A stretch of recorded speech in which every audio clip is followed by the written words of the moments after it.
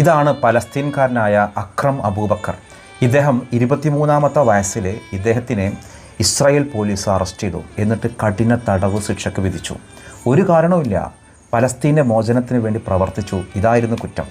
അന്ന് അക്രത്തിനെ Israel police arrest ചെയ്യുമ്പോൾ അക്രം വിവാഹം കഴിച്ചിട്ട് കുറച്ച് വർഷങ്ങളായിരുന്നുള്ളൂ. നല്ലൊരു സുന്ദരിയായൊരു പെൺകുട്ടി.